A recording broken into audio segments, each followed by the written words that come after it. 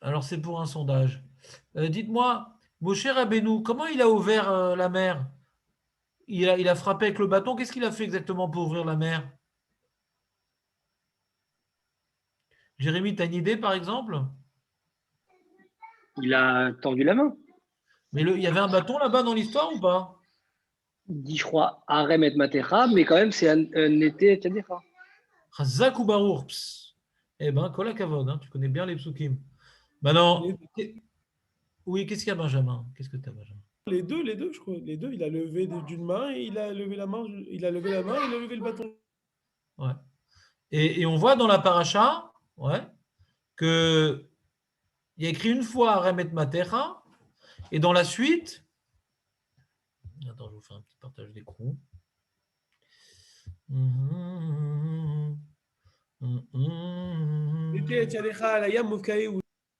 Voilà, le Valcoré nous le dit. Et après, on ne parle plus du bâton, d'accord, Benjamin? Ça, je me souviens plus. Ouais.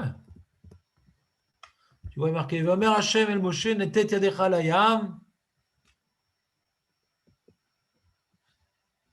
Après, il lui demande de reprendre le bâton. Je crois que c'est en fin de paracha quand il y a le Hammer, je crois. Non, non. Remet Matecha, d'accord. Il n'y a pas d'autre fois dans la paracha. Quand il lui dit prends ton bâton, il va voir les skenim à la fin, non? Quoi? Quel skenim? De quoi tu parles? De quel skenim tu parles? À la fin, dans Chevy, je l'ai lu ce matin, je Quel crois. Il lui rapport? Je te demande. parle de Yamsouf. Je te parle de Yamsouf. Quel Ah rapport? non, non, d'accord, Quel d'accord, pardon. Oui, rapport? oui.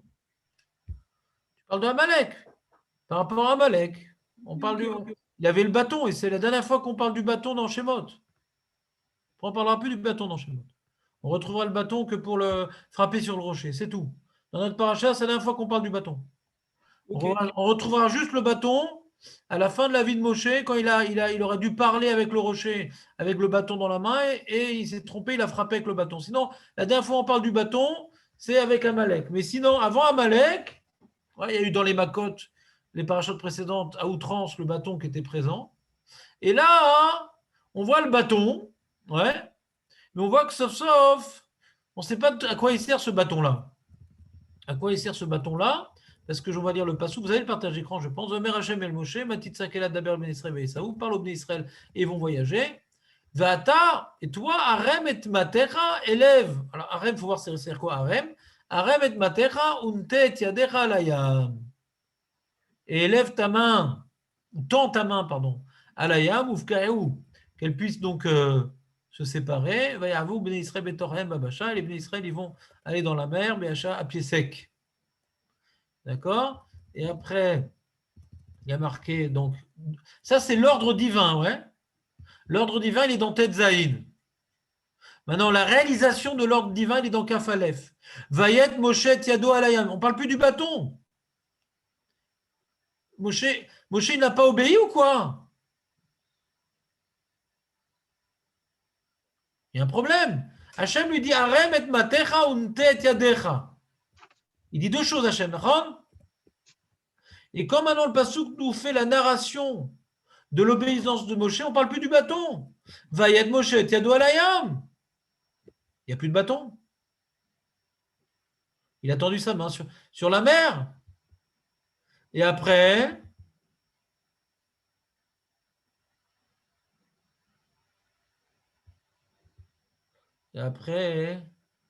va être Moshe Tiado Alayam. Et donc, il a tendu sa main sur la mer pour qu'elle s'ouvre. Et après, dans Kafzaïn, va être Moshe et Tiado Alayam. Vous voyez ou pas? Il n'y a pas de bâton. Ni pour l'ouverture, ni pour la fermeture. Mais Hachem lui a dit Arem et Mater. Alors, ça veut dire quoi, Arem et Mater? Marco, qu'est-ce que t'en penses? Tu t'es déjà posé la question, Marco, ou pas? Non. C'est pas possible que le bâton c'est sous-entendu et qu'il fait partie de la main. Je veux dire. Ouais, c'est tout à fait possible. Tout est possible. Mais la Torah, elle nous éveille une question. Et de dire l'Avdavka, ce n'est pas une super réponse. Jérémy, qu'est-ce que tu en penses? C'est une question ou pas? Ouais. Parce que moi, j'ai fait un chiour une fois à Poleg, et les mecs, ils m'ont dit, ouais, dans le film, on a vu Moshe, il avait le bâton et tout, quand il a ouvert la mer. Je dis, il faut voir comme quels chitotes ils sont possèques. Ouais. Mais il y a le Midrash Rabbah. Le Midrash Rabbah, il explique ce verset de la manière suivante. Je vais rapporter le Rabbeinu Bechaye qui retranscrit l'opinion du Midrash, suivi par le Roche et encore d'autres Mefarshim.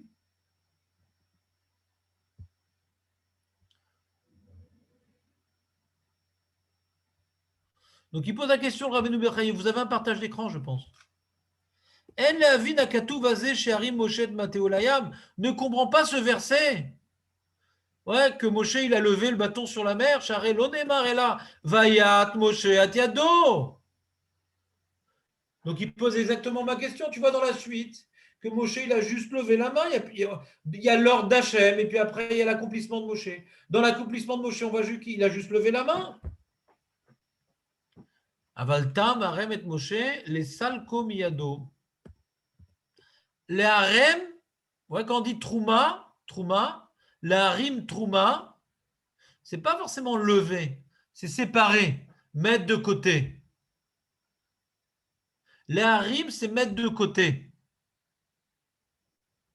Les salek miyado, quand il a dit Hachem à Moshe, harem et matecha, mets de côté ton bâton pour pouvoir tendre que ta main sur la mer. Au contraire, c'est-à-dire qu'enlève ton bâton.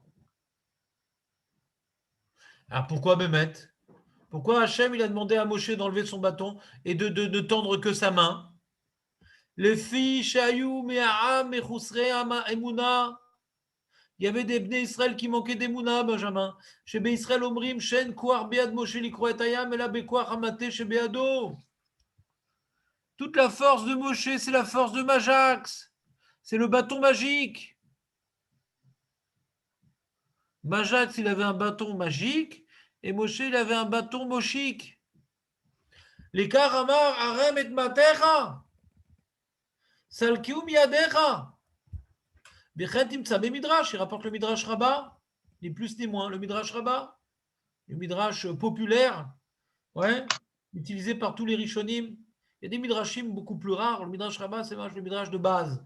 Amrou en koar bead Moshe la sot davar et la bemate boika tayor boivi kolamakot vekevan sheba leyam mitzrim Israël omdim amar lo akjouchu arem et matecha shelo yomru ilule amate lo haya achol likro et hayam valken utzrach lomar vayeminu bashem uvmoshe avdo vayeminu velo kvar nemar vayemen ha'am et là la fiche chazru velo minu. C'est-à-dire avant, il voyait que toute la Moshe, il avait découvert l'épée d'Excalibur. Vous savez, il y a un Midrash qui dit, qui rapporte l'histoire du bâton de Moshe comme l'épée d'Excalibur. C'est un bâton qui était dans la pierre. Moshe l'a sorti, donc il a trouvé un objet ancestral d'une puissance incommensurable. Les passionnés de Marvel auront beaucoup d'illustrations de ce genre. Hein, et donc toute la force de Moshe résidait dans cet objet magique qui dépassait toutes les magies de l'époque. Ouais. Et donc, pendant toutes les makotes, on a vu ce bâton magique faire son apparition et réaliser tous les miracles surnaturels. Et donc, Hachem, scrutant les cœurs et les esprits, sachant qu'une partie, pas tous, mais une partie du Ham Israël, se rattachait à leurs croyances idolâtres, ouais, de sorcellerie, et suivait Moshe sans changer d'opinion. On a choisi de magicien, on a changé de magicien. Et c'est son bâton magique. Alors, Hachem, il a dit pour les aider à se renforcer dans la Emouna. Et ceux qui avaient une certaine Emouna, pourtant il y a marqué, ils avaient une Emouna. Alors il dit Midrash, et là, les filles chez Chazrou velo yeminu. Ça, c'est la question de Benjamin, on voit. Tu avais eu de l'Emouna un moment pendant les Makot, c'est incroyable, Hachem, ce qu'il fait. Et après, il dit, mais peut-être c'est pas Hachem. Peut-être c'est le bâton. Sans arrêt, il faut toujours prouver sur tous les aspects, sur toutes les coutures que c'est Hachem. C'est sans arrêt, après le miracle, on se refroidit.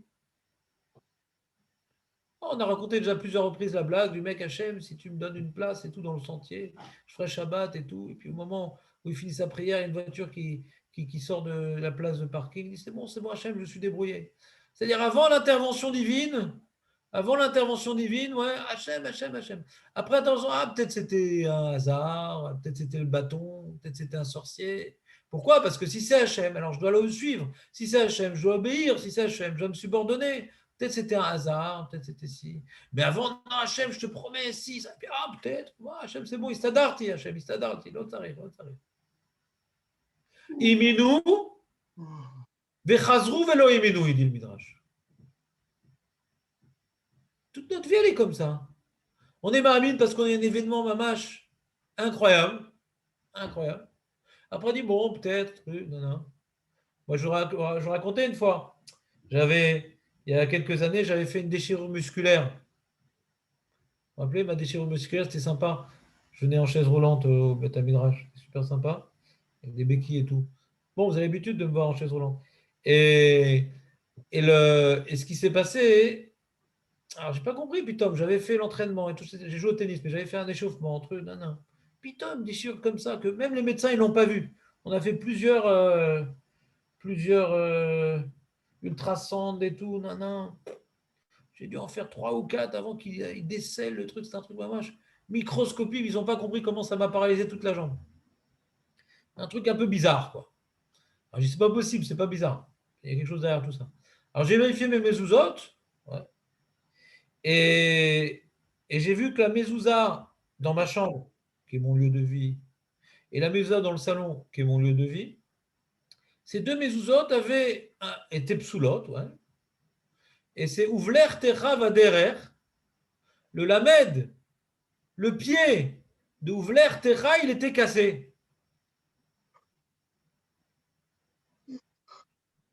C'est un joli hasard quand même. Alors tu as une histoire pareille sur le cou. Hein. Tu as des sueurs dans le cou. Ouais, sur les chines, tu as des frissons. C'est pas possible. Statistiquement, c'est pas possible. Non, surtout que j'ai pris des mezouzotes. Ouais. J'ai pas été dans une tirelire surprise pour acheter ces mezouzotes. J'ai pris des mezouzotes de foliche. Ouais. C'était des belles mezouzotes grosses. Quand tu prends des mezouzotes microscopiques, c'est normal qu'elles soient. C'est des grosses et tout. Ouais. Donc elles ont été bien roulées. Il y avait tout. Il n'y avait pas d'humidité. Il n'y avait rien. Cassé. Juste là. Mais où Darot les gamrés? Comment c'est possible? Alors ça te remue, ça. Alors j'ai pris sur moi. Ouais, de Ouvler Techa Vaderer. Tout le temps avoir un livre sur moi dès quelques minutes. Hachem, il m'a puni sur Ouvler Techa Vaderer. Dans le taxi, je venais au Beth Midrash, j'étudiais pas assez intensément, il faut se travailler. Mais avec le temps, je me suis refroidi sur Ouvler Techa Vaderer comme tout le monde. Alors des fois, je regarde mes mezouzotes et j'essaie de me réveiller. Vous comprenez ou pas? On se refroidit. Ayetzarara mekarer otanu.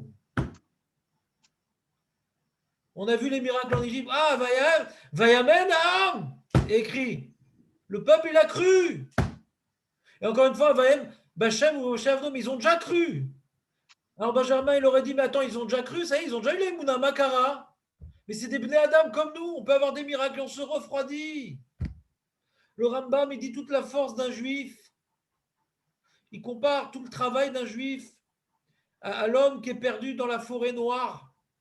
Je vous ai fait plusieurs fois cette introduction du guide des égarés. On n'a pas beaucoup étudié du guide des égarés, mais je vous ai fait souvent l'introduction du guide des égarés. Et cet homme-là, dans la forêt noire, il ne sait pas comment sortir de la forêt, il est perdu. Il pleut, il n'y a pas de lune, il n'y a pas d'étoiles, il est complètement noir. La nuit, noire de noir, comme dirait Johnny, noir de noir, plus noir que noir. Et Mina Shamaim, il y a un éclair. Je ne vous fais pas le bruit, j'ai du mal. Je ne sais pas bien mimer le bruit de l'éclair. Je préfère faire le singe. Et ce qui se passe pendant que l'éclair vient donc embraser le ciel de sa lumière éclatante, donc lui qui était sur un talus, il voit le chemin se profiler jusqu'à l'horizon à suivre. Grâce à cette lumière-là, il sait comment sortir. Alors comment il va s'en sortir dans la vie, le monsieur? C'est de jamais oublier l'image qu'il a vue en un instant. Le juif, il a des interventions divines dans sa vie, des éclairs. Il a une mezouza comme ci, il a un truc comme ça, des fois une petite maladie, des fois un truc incroyable. Ça n'arrive pas tous les jours. Le travail, c'est de mémoriser ce qui s'est passé ce jour-là, de se rappeler des douleurs qu'il avait à la jambe, De se rappeler que toutes les galères que ça a entraîné quand il était en chaise roulante, en béquille, et qu'il a glissé, et qu'il s'est fait mal après au coude, et que si, et que ça, et qu'après s'entraîner des choses encore. Rappelle-toi de tout ça. Pourquoi galérer encore? Pourquoi? Rappelle-toi des souffrances à entraîner. Rappelle-toi des pertes de temps que ça a entraîné. Il faut aller chez le médecin et retourner, encore faire une fois une radio et ça ne marche pas, une radio. J'ai failli carrément acheter une radio. Chazé Shalom. Je suis pas à la télé, je vais acheter une radio. C'est pareil, c'est même la chose. Donc, il faut se rappeler de l'éclair qu'on a eu dans notre vie. On a tous des éclairs dans la vie. Tous des éclairs dans la vie. Et c'est ce que nous dit le Ramban, que Hachem, il y a des éclairs au niveau individuel, mais des éclairs au niveau communautaire aussi. Hachem, il a envoyé un éclair extraordinaire à notre peuple lors de la sortie d'Égypte. Éclair extraordinaire qui est venu irradier de lumière tout l'Aram Israël. Et dans l'œil Israël, ça les a remplis d'émouna. Il y en a qui ont poursuivi cette émouna, il y en a qui ont oublié cette émouna. Mais tous les tzadikim qui nous gouvernent aujourd'hui, tous les rabbanim, ils vivent de cet éclair-là qui a été transmis de génération en génération. Cette émouna qu'ils ont, d'avoir plus peur du Bitul Torah que de la Corona, d'avoir plus peur de la police, d'avoir plus peur des Averot que de la police. Ça ne veut pas dire qu'on ne va pas respecter les Hanrayot, ça veut dire qu'on va faire des bêtises. J'ai posé la question à un ami qui est parti voir le Rav Chaim Kanievski pour les mariages. Il dit comment on fait? Il dit on ne repousse pas un mariage. Ah ouais, alors comment on fait? Alors, on ne peut pas se marier. 10, ça suffit, il a dit le Rav Chaim Kanievski. Donc ce qu'on voit, ce n'est pas forcément des choses qui viennent des Gdolim. C'est le Yetzara qui embrouille les gens. Après, il dit, tu te maries à 10, c'est pas grave. Et Bémet, il a dit ça, mon copain, à des Talmidim à lui, de Natania. Et ils ont obéi. C'est ça, mais ils n'étaient même pas 10. Ils ont dû appeler la police pour compléter le minyan.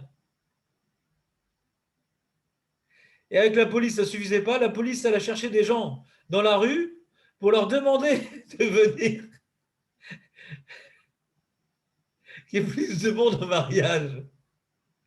La police est venue demander qu'il y ait plus de monde au mariage. Elle n'est pas belle, celle-là? Et bon, Hachem, ce couple-là qui était marié, ils n'étaient pas chazakim. Ils avaient peur de tomber dans la faute.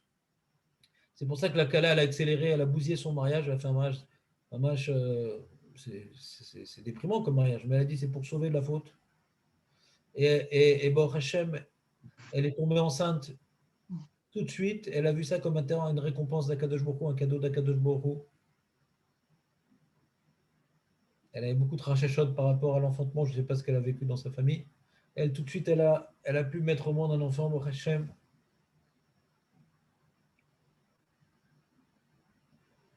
C'était une petite parenthèse pour dire que faut toujours se refaire à ce que disait Rabbanim. C'est pas ce que les gens ils font parce qu'ils ont un Yetzirah, ils ont une barbe, un chapeau, mais ils ont un Yetzirah. C'est parce que tu as une barbe, un chapeau que tu n'as pas d'Yetzirah. C'est pas parce que tu es sorti d'Égypte que tu n'as pas d'Yetzirah. Toujours la même chose. Mais comment les religieux ils font? Et comment toi tu fais? À ton niveau, tu fais aussi des choses que tu sais que c'est pas bien de faire. Aussi à leur niveau. Le même genre de questions, comment les Hébreux ils ont fait, les mêmes genres de personnes ils demandent et comment les religieux font des trucs pareils. Mais quoi, c'est pas des hommes comme toi, quoi. Ça, ils sont pas tours du Yetzirah, c'est fini, tous. Aussi, ils ont Yetzirah, voilà ça.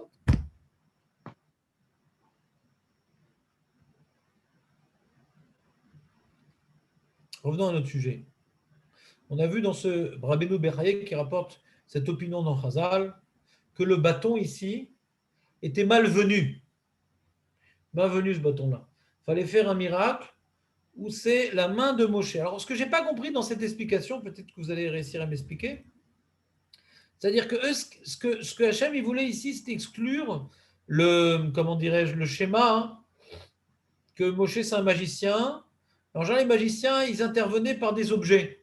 On voit dans tous les nyan de sorcellerie qu'on voit dans la Torah, c'est toujours par des intermédiaires.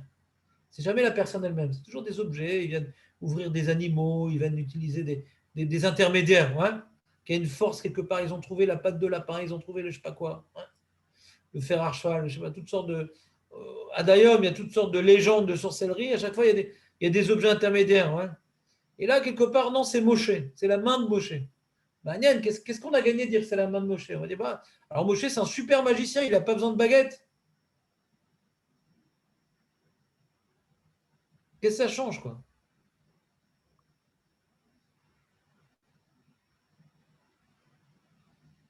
Et on verra plus loin que les Bnei Israël, ils ont vu Yad HaChazaka.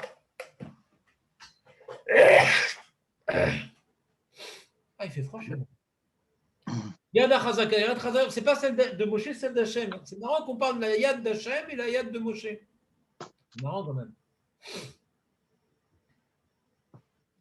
Il y a un livre qui s'appelle comme ça, Yad HaChazaka, non? Ouais. Je ne sais plus de qui Il c'est. y a aussi les pieds nickelés, Samuel. Donc, l'Avdil, bien sûr. On reprend. La particularité du fait que c'est Moshe qui a fait ce miracle et non pas un objet, c'est que Moshe, il est clairement l'envoyé d'Akadosh Baruch Hu. C'est-à-dire, Moshe, sa force, c'est d'obéir. La force de Moshe, c'est d'obéir. Quand maintenant, un tzaddik, on va chez Raphaël Keski pour demander une bracha, il dit, d'accord, toi tu as ton magicien, moi j'ai Raphaël Keski. Non, ça n'a rien à voir. Moi j'ai le pape, toi tu as Raphaël Keski, la Avdil. Moi j'ai mon gourou, et Chaz Shalom, ça n'a rien à voir. Raphaël Keski n'a aucun pouvoir. La Torah qui bouillonne en lui nous bénit. On voit dans la Torah, à chaque fois, les tzadikim qui donnent des brachot, ce n'est pas des hommes qui ont un pouvoir. C'est des hommes qui incarnent la Torah. La Torah qui est en eux, c'est elle qui bénit. Ce n'est pas cet homme qui bénit. Le Ham Israël voyait Moshe, Vayamen Bachem ou Moshe Avdo. C'est écrit même, il n'y a pas marqué Vayamen Bemoshe, Chas Shalom. Ils ont eu confiance en Moshe. Ils ont eu confiance à Hachem et en Moshe, son serviteur. Ils ont vu Moshe comme étant le serviteur d'Hachem. Ils ne voient pas Moshe comme étant un intermédiaire entre Dieu et eux. Non. À ce moment-là, ils étaient conscients que Moshe était entièrement l'envoyé d'Akadosh Baruch Hu. C'est le représentant de la toute-puissance divine. Mais il est en lui-même rien du tout. C'est pour ça que la grande force de Moshe, c'est son anavar, puisqu'il ne se mettait jamais en avant, puisqu'il était complètement effacé devant Akadosh Baruch Hu. Ça permettait sa transparence de dévoiler l'intervention divine. Vous comprenez ce que je veux dire ou pas?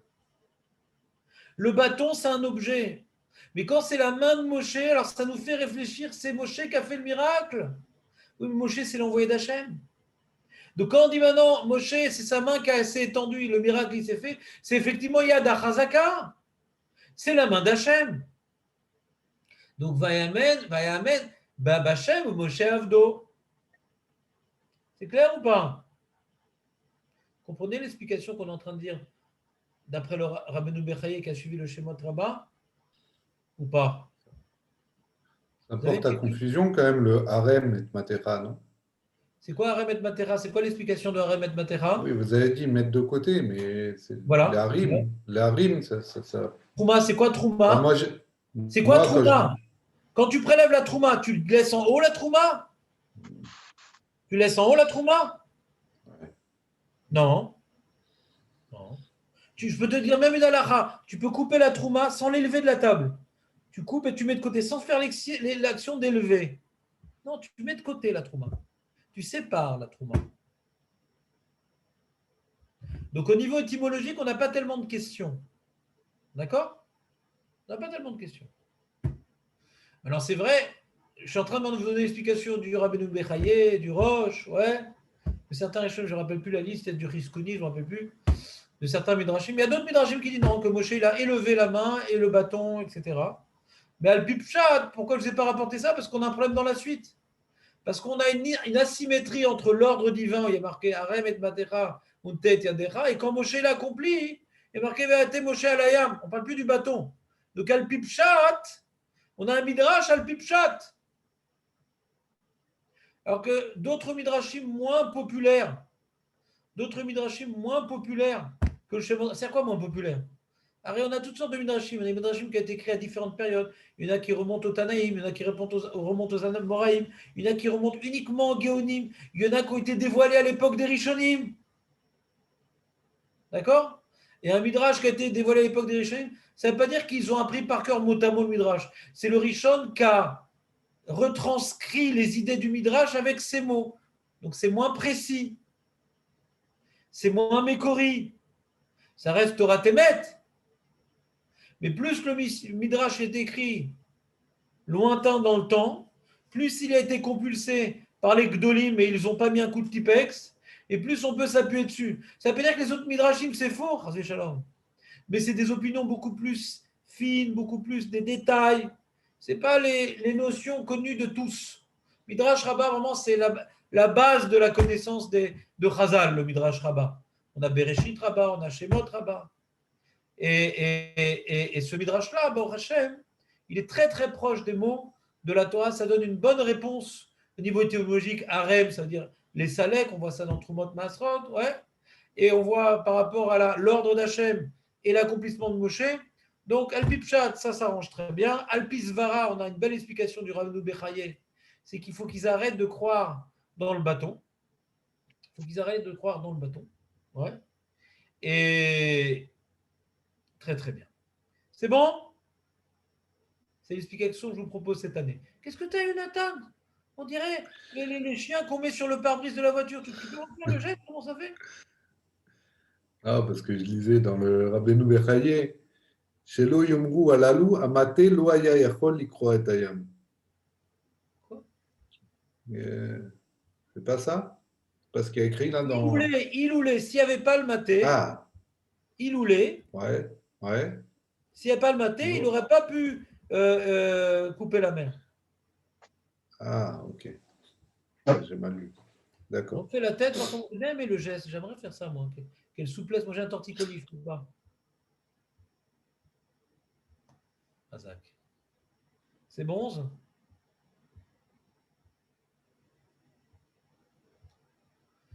Voilà, c'est un premier point que je voulais voir avec vous.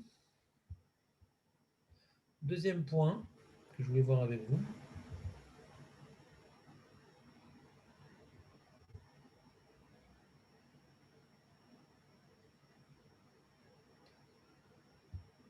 On va remonter un peu plus haut.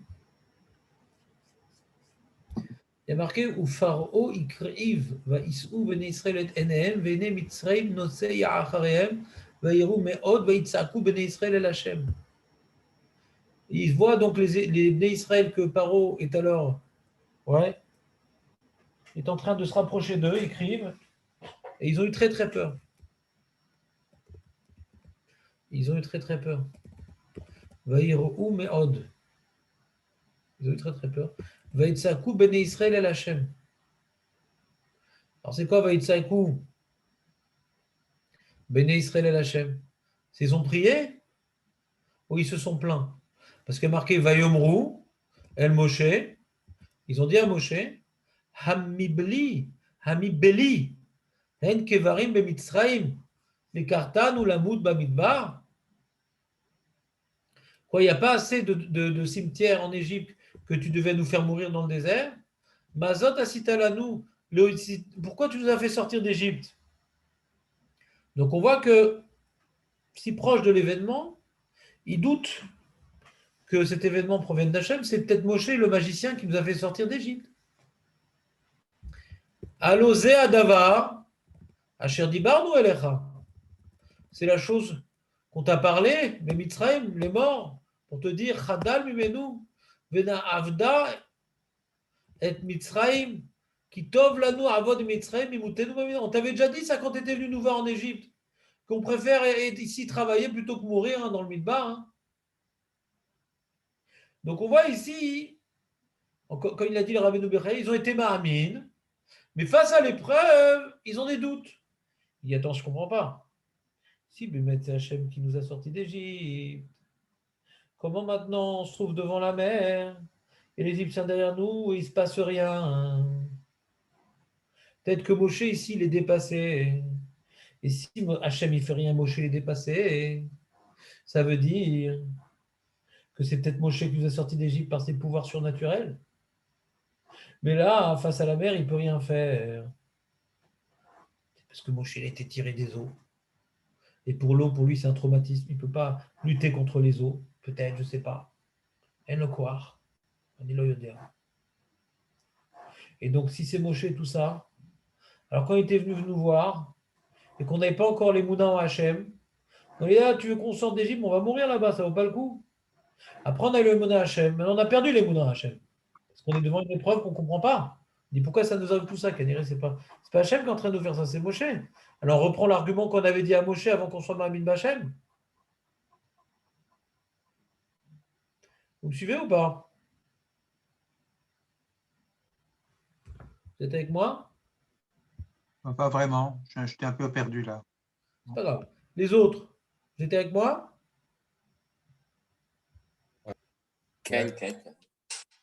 Donc, on voit encore le même phénomène sur lequel on a ouvert ce cours aujourd'hui, que l'âme Israël, il y a des jours, il fait une différence, il y a des jours, il se pose des questions, ça dépend des épreuves de la vie. Quelqu'un dit, ouais, la parnassa, c'est minachamaim, nissim, veniflaot, truc. Quand maintenant il commence à voir toutes ses affaires s'effondrer et qu'il ne voit pas de solution, il dit, ouais, mais quand même, peut-être je devrais moins étudier la Torah, ouais, quand même, peut-être que si, peut-être que ça, et qui dit, peut-être je vais rentrer maintenant dans des métiers peut-être moins nickel, moins réglo, mais il faut que je m'en sorte. Il commence à se poser des questions, il commence à chercher des sources de parnassa pas tellement blanc-bleu. Bakara, toi qui disais à Kob, Ideshamaim, Hachem, Ishtabar Shemo. Quand il y a les épreuves, on commence à se dire, ouais, d'accord, ça aide, il faut bien vivre, hein, mon ami. L'argent, il ne coule pas sous les ponts. Hein. Puis Tom, ces grands messages de Emouna et de Bitachon, quand tout allait bien, il commence à. Quand Hachem nous a sorti d'Égypte, Toda Hachem et tout. Là, on voit maintenant, on est pris entre la mer et les Égyptiens. Il dit, mais attends, qui dit que c'est Hachem au fait que c'est peut-être toi, Moshe, avec ta baguette magique. Alors, c'est pour ça, justement, maintenant qu'on a vu les arguments, ça complète le travail qu'on a fait en première partie du cours. Maintenant qu'on voit c'est quoi les arguments du ministre Israël. C'est toi, Moshe, qui nous a sorti d'Égypte. Ah, c'est moi qui vous ai sorti d'Égypte. Hachem dit, voilà, prends ton bâton, mets-le de côté. Tout ce qui symbolise la sortie d'Égypte, ouais, dans la main de Moshe, son bâton magique, qu'on le mette de côté. Non, non. C'est pas Moshe qui va sortir d'Égypte, c'est pas sa force de magicien, c'est la main d'Hachem. Il incarne la main d'Hachem. Vayomer Moshe et Elaham, Al-Tirou, n'ayez pas peur. Pourquoi avoir peur? Il y a juste la mer devant vous, les Égyptiens derrière. Pourquoi avoir peur? Itiatzvu veru et Yeshuat Hachem. Tenez, regardez et assistez, soyez des spectateurs, regardez la Yeshua d'Hachem. Hachem, c'est la Chem Ayom qui va vous faire. Qui Hacher Haïtem et Mitzrayim, même l'autre aussi Flouretam Odola. Ces derniers jours, vous allez voir des Égyptiens. Désormais, vous les aurez en brochure dans la Gada de Pessah, mais vous n'en verrez plus en vrai. Peut-être au musée Grévin, mais pas plus. Hachem, Hachem va se battre pour vous et vous allez vous taire, c'est-à-dire vous n'avez rien besoin de faire. Ça, c'est ce que Moshe, il dit au Béné Israël, face à la plainte qu'ils ont eue. D'accord? Qu'est-ce que Hachem il dit à Moshe maintenant? Vayomer Hachem el Moshe, Matitzak elai, daber el Béné Israël vaïsaou.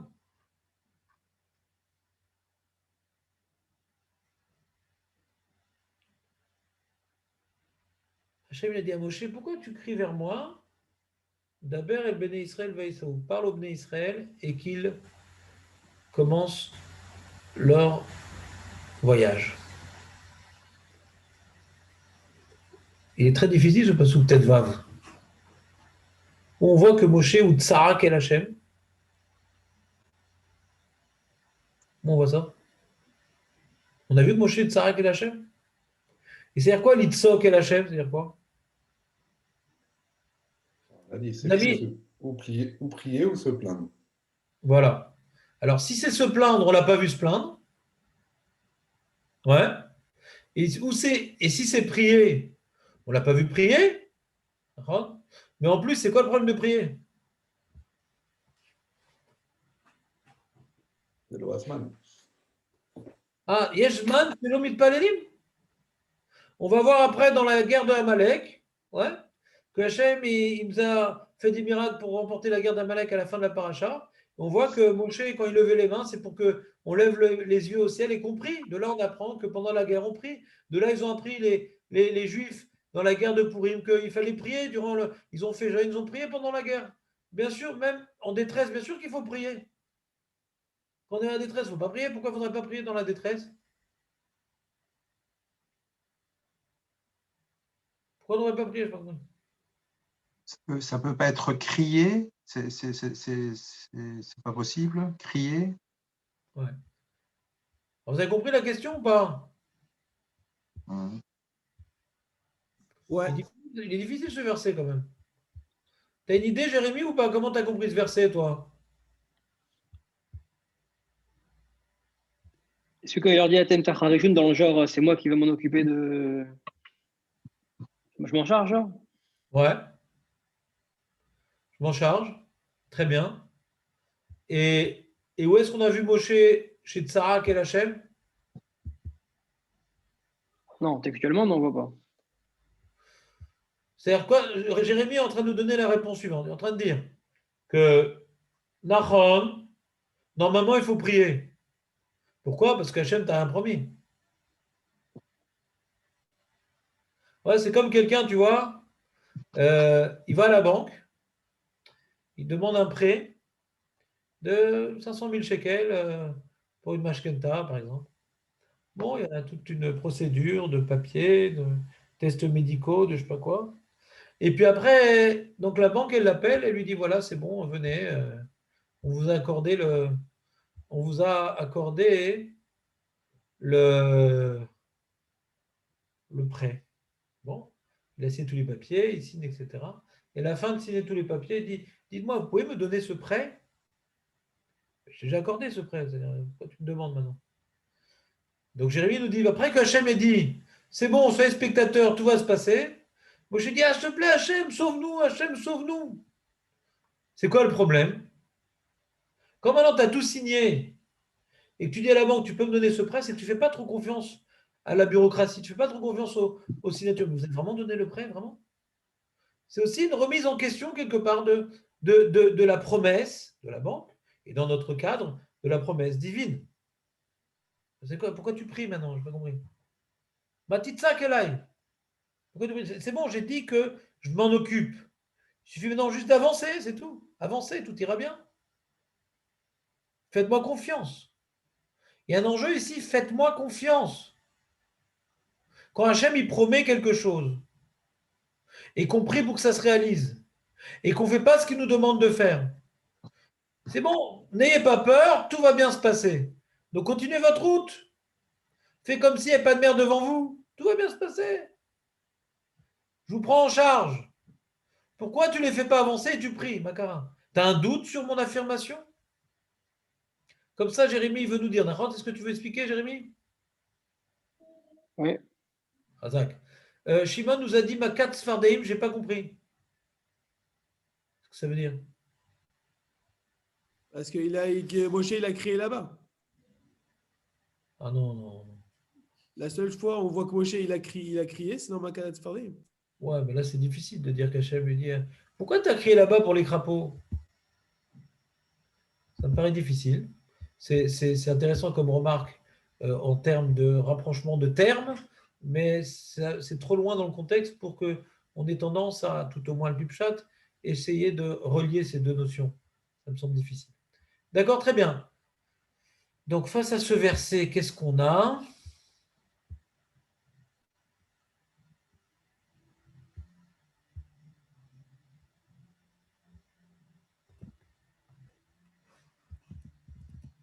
Alors, si je me rappelle bien, ce qu'il a dit Jérémie, c'était le Ramban. Alors d'abord, il rapporte Rabbeinu Avraham, qui veut expliquer Mazé Matitsa Kelai, qui Moshe Keneged Kol Israël. Quand il dit Moshe, pourquoi tu cries? C'est pas Moshe en vérité, c'est pourquoi Moshe,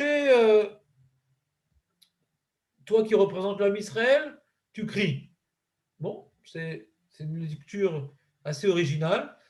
Le Rav Even Ezra, pourquoi il dit ça? Parce que comme on a vu la Tzaraka des Bnei Israël juste en haut, deux psukim avant, ouais. Alors Hachem, il dit à Moshe, pourquoi vous criez là, vous les Juifs, Moshe, vous les Juifs? Shotsuakim lo, que Moshe Amar Beitzaku, Bnei Israël el Hachem. Vimken lama Amar Matitzak elai, Raoul lahem litzok.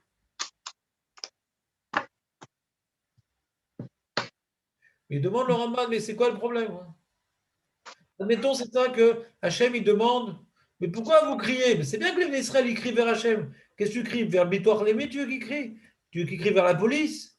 Vers la Maccabi? Qu'est-ce que tu cries? Il crie vers Hachem, c'est très bien. D'après le Rabbeinu Avram et Ben Ezra, que ça fait référence à Israël qui a crié vers Hachem. On peut leur reprocher de crier vers Hachem. Oula yomar matanichem litzok davar lahem. Diber lahem vaïsaou. Qui gvar martilecha echabeda befaro. On dit peut-être ce que Hachem reproche, pourquoi vous criez vers moi, etc. J'ai déjà promis, ouais, j'ai déjà dit que je vais, quand je vais sortir d'Égypte, je vais châtier Paro, ouais, et je vais vous honorer par l'intermédiaire du châtiment de Paro. Donc c'est prévu maintenant là, pour l'instant on n'a pas encore vu le châtiment de Paro s'effectuer, donc ça va se passer maintenant. Pourquoi vous êtes surpris? C'est un programme. Le programme est en train de se réaliser. Donc comme ça, il explique le Rambam, proche de Jérémie, de dire, comme il y a un programme de réaliser que Paro va être châtié, ouais, c'est quoi votre problème? Ayez la Emouna dans ce que j'ai dit précédemment. Aussi un message qui se rapproche de tout ce qu'on a dit aujourd'hui. Ouais. C'est qu'il y a des fois des choses qu'on a dans notre vie. Ça peut faire un petit moment que ça s'est déjà déroulé. Il faut le garder fraîchement dans notre esprit et le mettre en pratique. Comme l'histoire de la mezouza avec la jambe. Ça fait longtemps que ça s'est passé, mais garder fraîchement dans sa mémoire. C'est vrai qu'Hachem, il avait dit au début qu'au Bnei Israël, Paro, il va s'en prendre plein la tête et je vais montrer ma puissance qui va s'abattre sur Paro, etc. Pour l'instant, on ne l'a pas vu. Tout ce qui était autour de lui a été frappé, mais lui n'a pas été frappé. Donc c'est maintenant que ça va se réaliser. Ah, mais ça fait longtemps qu'il a dit ça. D'accord, c'est là. Mais Hachem, ce qu'il dit, c'est éternel. Ça, c'est donc la première explication du Ramban, qu'ils auraient dû porter leur confiance dans la promesse divine qui est irrévocable. Rabotenu Amrou, ce que vous m'avez évoqué, qui est également Rashi, chez Moshe Tsoek Umit Palel. Non, c'est pas qu'on parle du Ham Israël qui priait. Non. Ça ne fait pas référence au Ham Israël qui priait quand on dit sur Moshe la Matitsa Kale. On parle de Moshe qui était Tsoek Umit Palel. Voanachon, qui le Yeda Maya, il ne sait pas Moshe quoi faire, qu'est-ce que je vais faire? Il y a un Paro d'un côté, il y a la mer de l'autre. Ah, Valpiché Amarlo, Hachem. Ah, mais pourtant Hachem il dit, tu vois, je vais vous montrer comment je vais éclater Paro. Je ne sais pas d'où tu vas l'éclater Paro. Moi, qu'est-ce que je dois faire dans tout ça, moi? Je dois peut-être faire une ishtadlout. Hachem, il a un projet d'éclater Paro. Il n'a pas dit, Hachem, voilà, il n'a pas dit exactement l'itinéraire Waze qu'il faudra emprunter pour éclater Paro. Vous allez devant la mer, vous allez rentrer dans la mer, lui va vous suivre et il va mourir. Si Hachem avait tout dévoilé, il n'y a pas de question. Mais là, maintenant, il dit, je t'ai tout à faire, il dit, Moshe, peut-être. Je ne sais pas quand est-ce qu'Hachem, il veut éclater Paro. Moi, je dois rester les bras croisés. Tu vois, le Sfata, il y a un basso Nerodef ou Massig. Moi, je suis sur le bord de la mer. Et l'ennemi, il est en train de nous rattraper. Va vite pas l'Elchere ou Hachem derrière Ifra. Donc, il prie Hachem, qu'est-ce que je dois faire? Manitzar la sot. Vezeta matitza kela shaita tsar lishol matase. Velecha tsor litzok ki gvar odaticha vechade paro. Velo siper katut sakat Moshe ki ou bichlal Israël. Il dit comme ça. Il dit, le Ramban, que Moshe il demande à Kadosh Baruch Hu, Manitzar la sot. Il n'y a aucun problème que Moshe demande Matzar la sot. Parce que je ne suis pas mystique. Ah ben il nous arrive à rien, tout va arriver à Paro. Alors on attend gentiment. Vas-y, on attend gentiment. Faire un ishtadlout. J'ai un rôle à jouer dans cette histoire-là. Mais pourquoi Atat Tsoek? Tsoek, c'est une fila de désespoir. Ma'osim Hachem, Tatsilati Hachem, Ma'osim Atat Tsoek. Tishal. Tevakesh. היה צריך לראות כתוב, ושאל השם, ושאל משה להשם, מה עושים? למה ויצעק אל השם? Alors il répond à la question Ramban, il n'y a pas marqué que Moshe ou Tzaak, mais comme plus on a vu que les Bnei Israël Tzaakou, Kol Echad ima Tzaaka Shelo, Moshe Rabbeinu il fait partie des Bnei Israël, Gam ou Tzaak. Donc il y a eu deux groupes. Il y a les gens qui se sont plaints. Ouais, pourquoi sortir d'Égypte? Tout ça, on aurait préféré mourir là-bas. Il y a des gens qui ont prié. Hachem, sauve-nous. Et il y avait Moshe qui a prié aussi. Hachem, qu'est-ce qu'on fait? S'il avait demandé, il n'y aurait eu aucun reproche à lui exprimer. Mais là, il dit pourquoi t'as de soleil? Je comprends pas. Alors c'est intéressant, c'est-à-dire qu'est-ce qu'on apprend de ça?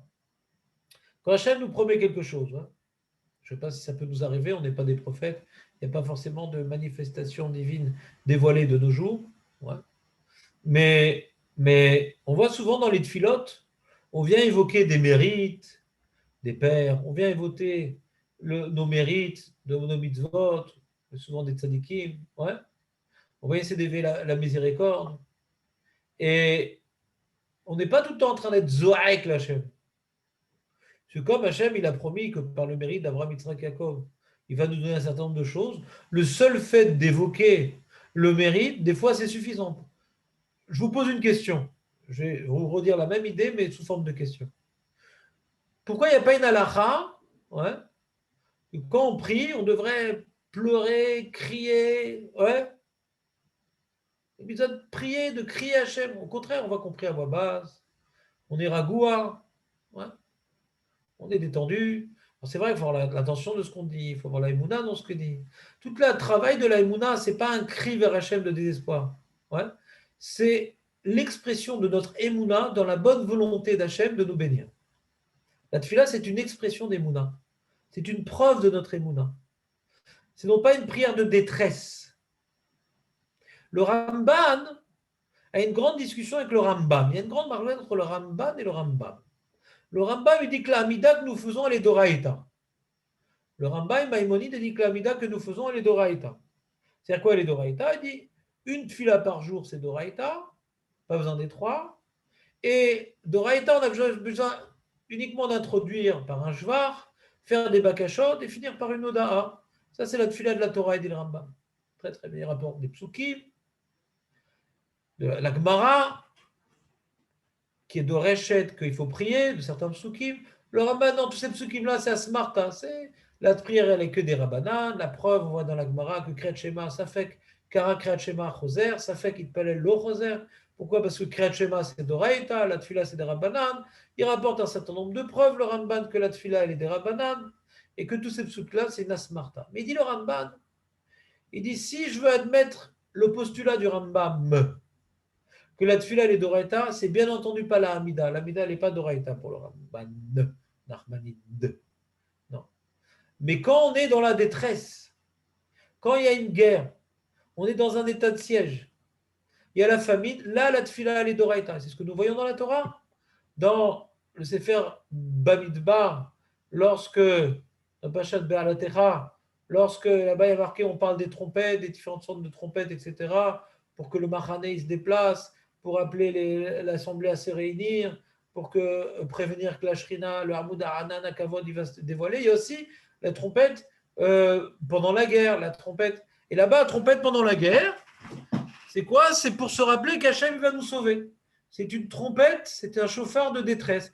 Et de là, le Rambam et le Ramban aussi, tous les Mefarshim rapportent que donc les prières que nous faisons, lorsqu'il y a la famine, lorsqu'il y a la guerre, en faisant le jeûne et en sortant le chauffard et en priant et en pleurant, ça c'est une prière impulsée par la Torah qu'on voit dans la notion des sonneries de chauffard que l'on fait pendant la guerre pour se rappeler que c'est Hachem qui va nous délivrer, hein, et que ces sonneries de chauffard nous amènent à nous rappeler que c'est Hachem, donc à se tourner vers lui. Et c'est ce que le Chacham nous explique à la fin de la paracha, c'est lorsqu'il y a eu la guerre avec Amalek, et bien Bémet, ils priaient, quand les mains de Moshe étaient élevées, c'est qu'ils priaient Hachem pour obtenir la victoire. Donc on voit la notion de prière d'Oraïta dans la détresse. Mais la prière quotidienne, elle n'est pas d'Oraïta d'après le Ramban. Non, non, non.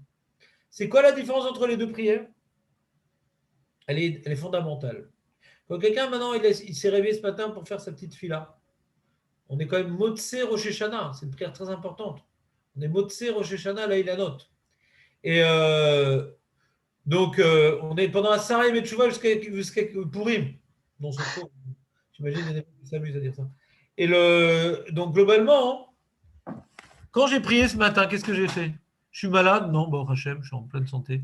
Problème de Parnassa? Ouais, pas plus que d'habitude. J'ai des problèmes de cible? Non. Il y a la guerre? Non. Je ne me sens pas tellement dans la détresse.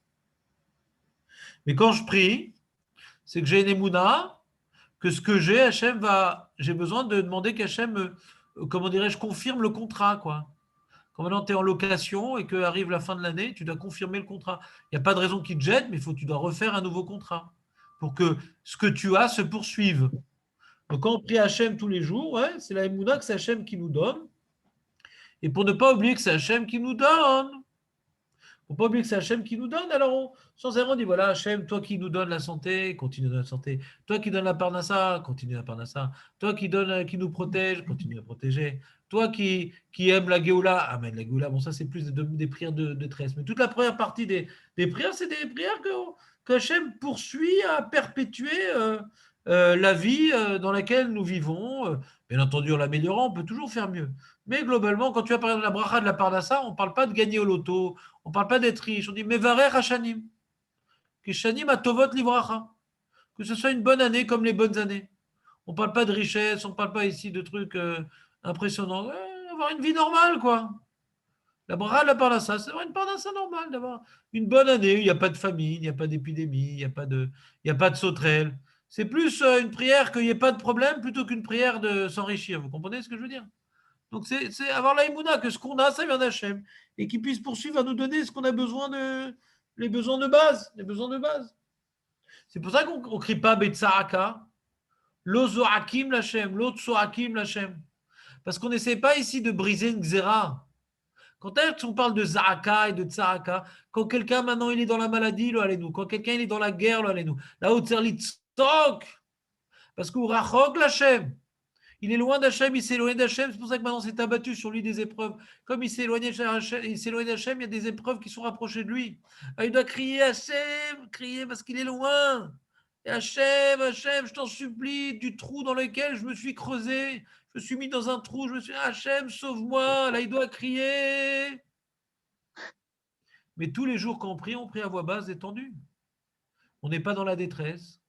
Il n'y a pas de preuve que Hachem nous a abandonnés. Il n'y a pas de preuve que Hachem veut nous punir. Ouais.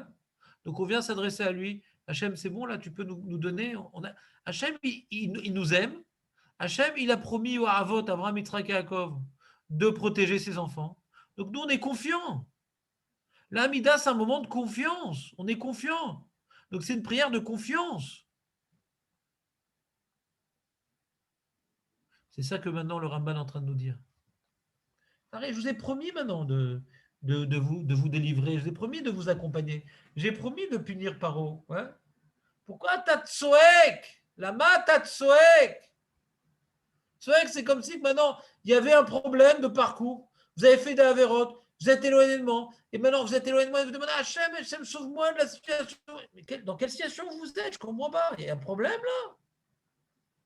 Vous devez être Mahamine, que Hachem il est bon. Et Hachem, il accomplit ses promesses. Et il a promis que ça va bien se passer. Donc, tu peux demander. Tu peux t'adresser à moi.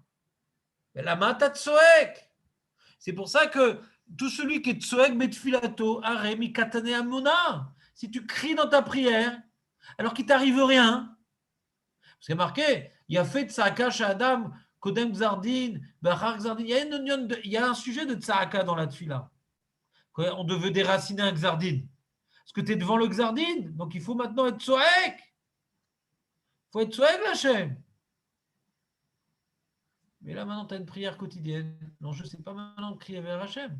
C'est de rentrer en nous la Emouna, que Hachem, il est bon, que Hachem, il a promis à Avraham, Yitzhak et Yaakov d'être Magen, de s'occuper de nous. Allez, voilà, Hachem, il y a des promesses. Poursuis l'accomplissement des promesses. Pourquoi crier? Elles sont là, les promesses. Elles sont là, les promesses. Pourquoi crier? La tefila, c'est un moment, on se renforce dans les promesses divines, on se renforce dans la présence divine. On n'est pas dans la détresse.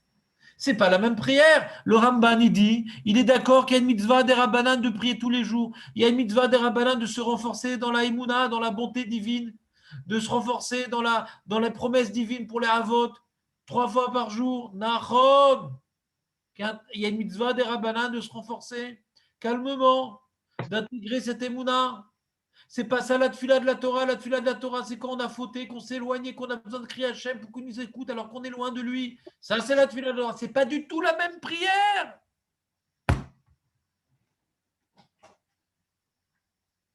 Alors, c'est vrai que si quelqu'un, nous, il a des épreuves particulières. Azutzer litzok ba'amida shelo. au moment de refaire Cholim, il va pleurer. Et moi, j'ai plusieurs fois prié chez Raphaël Kaniski. Je n'ai jamais vu prier dans cette fila. Jamais vu révulser les yeux et être en sueur, etc. Pourtant, tu sais le nombre de Yeshua qu'il fait avec cette fila. Il vient se tourner comme étant un fidèle descendant d'Avraham, Yitzhak et Yaakov, qui demande le Srut Avot, qui demande qu'Hachem y accomplisse sa bonté, ses promesses, gentiment, sans se plaindre, sans pleurer. Et pareil, Rashtenman, il prie comme ça. Mais quand quelqu'un, il allait... Je aussi prié avec Rashtenman. C'est une prière complètement de Sanoa, complètement... On a l'impression que c'est un homme, il prie, quoi. Il s'adresse à Dieu, dans la confiance. Mais quand tu venais demander une bracha à Rav Steinman et tu lui racontais ses problèmes, il pouvait éclater en sanglots et lever les yeux au ciel. Face à la détresse, il pouvait pleurer. Mais dans son amouda, dans sa mida, il se renforçait dans la confiance que Hachem, il a promis, il a donné. Il a promis, il va donner. La tfila, c'est pas un moment spécial pour pleurer. C'est un moment pour se renforcer que Hachem, il a promis de nous aider, il va nous aider. Si tu lèves la voix, tu cries, tu pleures, c'est que tu n'as pas confiance dans Abraham, Yitzhak, Yaakov, tu n'as pas confiance dans les promesses. Pourquoi tu lèves la voix? Hachem, il est proche de toi, il va te donner parce qu'il t'a demandé de demander. Et quand tu demandes, il t'exauce. Comprenez, c'est important le message que je suis en train de vous dire. Vous êtes avec moi ou pas? Oui.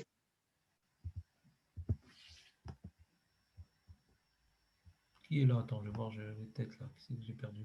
Vous êtes tous là encore, vous tenez bon. Hein, vous êtes endurant quand même. Si tu veux continuer jusqu'à midi, il n'y a pas de souci. Ouais. On est là. Ouais, avec joie, si j'avais rien à faire, je l'aurais fait. On lâche rien. On a tout noté. Donc, qu'est-ce qu'on apprend? Résumons cette petite idée qu'on a dit aujourd'hui. Donc, on a rapporté un verset qui nous interpelle. Hachem, il a dit à Moshe, pourquoi tu cries? Dis au Ham Israël de voyager. Déjà, on ne sait pas où, on n'a pas vu Moshe crier. Ouais. Et qu'est-ce qu'il lui reproche? C'est bien de crier vers Hachem. Alors, le Ramban, il rapporte d'abord le Even Ezra. Il dit, c'est quoi la notion de crier? C'est pas Moshe, c'est le Ham Israël qui a crié. Et on a dit Moshe pour ne pas dire le Ham Israël, mais en réalité, ça revient en même, dit le Even Ezra. Bon, c'est un peu difficile à lire dans les mots, mais c'est l'explication du Even Ezra. Et le Ramban, il dit, bon, mais si c'est ça le pshat, c'est bien que l'homme Israël il écrit vers Hachem, c'est quoi le problème? C'est bien de prier quand on est dans la détresse. Alors il dit le Ramban, mais ce n'est pas une détresse. C'est Hachem, il a promis que tout va bien se passer. Le fait que tu crois que tu es dans la détresse, c'est un problème. Parce que tu n'es pas dans la détresse. Hachem dit, je vais vous sortir d'Égypte et vous allez voir comment je vais mater Paro. Donc normalement, tu devras attendre le moment où Paro il va être maté. Par le maté. Non, c'est justement c'est pas par le maté que Paro va être maté. C'est ça tout le paradoxe de cette paracha. Et comme tu devras attendre ce moment parce que tu as Emouna Hachem, donc tu dis, bon, Hachem, qu'est-ce qu'on fasse là maintenant là? Tu poses une question. Mais pourquoi tu te soek? La matat soek, Hachem. Comme si on est pris de court. On n'est pas pris de court. Demande la route que tu dois emprunter maintenant. Qu'est-ce que je dois faire? Qu'est-ce que je dois faire, patron? Et de ce Ramban très intéressant, on a développé pour nous un message que, comme j'ai dit, la Torah, c'est toujours des messages pour nous. Que la Hamida, on peut assister à la tfila du Rav Raikin, du Rav Steinman, et Badel Lechem Tavim Barukim, du Rav Chaim Kanievski. Ce n'est pas une tfila de sueur et de cris. Des fois, tu vois des kabbalistes, ils font tout un cinéma. Ouais. Pourquoi je dis que c'est un cinéma? Après que j'ai prié avec les Gdolim, j'y crois plus tellement aux gens qui s'excitent et qui gesticulent dans tous les côtés. Ouais. C'est possible qu'ils le vivent comme ça. La question est de savoir, est-ce que c'est comme ça qu'il faut le vivre? Parce que de la même manière que Chachamim nous disent qu'il ne faut pas lever la voix durant la tfila, même pour pleurer, pour se gémir, etc. La question c'est pourquoi est-ce que tu manques d'émouna? Quel émouna? Au contraire, je pleure et je gesticule. Non, Hachem il a promis à Avraham, Yitzhak et Yaakov de protéger ses descendants. Donc fais appel aux promesses divines, c'est tout. Toi qui es chômé à tefila, tishma tfilati.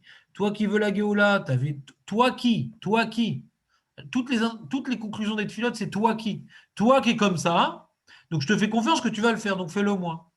On renforce la réalité divine dans le monde. Toi qui apportes la réfoua, alors sois refait. Toi qui apportes la parnassa, apporte la parnassa. On renforce notre connexion avec la réalité divine dans le monde. Mais il est là, Dieu. Si tu cries, c'est que tu n'as même pas pris conscience qu'il est là. C'est une évidence qu'il va le faire. On demande, mais si quelqu'un est là en détresse, s'il voit que maintenant il s'est déconnecté d'Hachem et qu'Hachem s'est déconnecté de lui, alors là, il faut crier. Est-ce qu'on le fait précisément dans l'Amida? Kaniré Shelo. Kaniré Shelo. L'Amida, c'est un moment de Emouna, comme il dit le Ramban, qu'il y a une mitzvah d'Oraïta, une mitzvah des Rabbanan. L'Amida, c'est la mitzvah des Rabbanan, de se renforcer en Emouna. Emouna, c'est quoi? C'est les choses qui sont, pas les choses qu'il va avoir. Hachem est tout le temps là. Hachem est tout le temps méfarnès. Hachem est tout le temps en train de guérir. Il est là, ouvre les yeux. Hachem est tout le temps en train d'accomplir la promesse à Abraham, Yitzhak, Jacob. C'est une constante. C'est pas une variable. Il est tout le temps là, Hachem.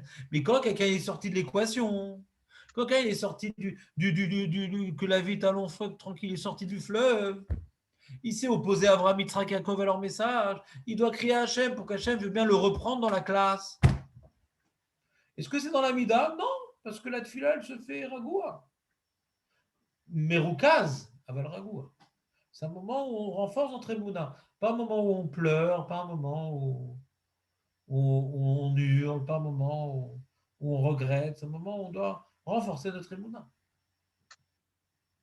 C'est clair, Benjamin, ou pas? Ah ouais, ça fait du bien. Ça détend. C'est clair, José, ou pas? Oui, Rav, oui. Bon. Chazak Baruch. Allez, je vous souhaite que des joies, les amis. Que Hachem nous donne les forces d'avoir la kavana dans la tfila, d'avoir la émouna. Que Hachem, il est bon, il est bienfaisant, il vient nous bénir. Il suffit de suivre juste les voies d'Avraham Yitzhak Jacob. Juste, c'est difficile à dire juste. Mais Hachem, il nous connaît. Hachem nous laisse le temps. Hachem nous donne les moyens. Il ne faut juste pas oublier les éclairs qu'il nous envoie dans notre vie. Les messages qu'il nous envoie dans notre vie. Il ne faut pas oublier ses interventions. Il est là. Il n'oublie rien. Il sera toujours là. Il sera toujours à nos côtés. Mais nous ne nous éloignons pas de lui. Et on prie pour se renforcer dans cette émouna. Et si Chazvé Shalom nous arrive des problèmes particuliers, là, il faut crier, il faut se déchirer, il faut se révolutionner. D'Aaron. Et c'est des cas particuliers. Le Yom Yom, c'est renforcer dans la émouna qu'Hachem il a à nos côtés, que nous on doit rester à ses côtés. Bezrat Hachem. Hachem envoie de la refoua Shema à tous les Chol Israël. Hachem yassir itanu et amagara azoti. Et chez Hamashiach yagia. Bezrat Hachem. ויציל את כולנו, לא רק מהגשמיות, אלא בעיקר מהרוחניות. אמן. חזק וברוך, שבת שלום. כוח, וג'אבס. Shabbos. Rav Moshe, Oui. tu sais que tu as parlé de la forêt noire et de l'éclair. En fait,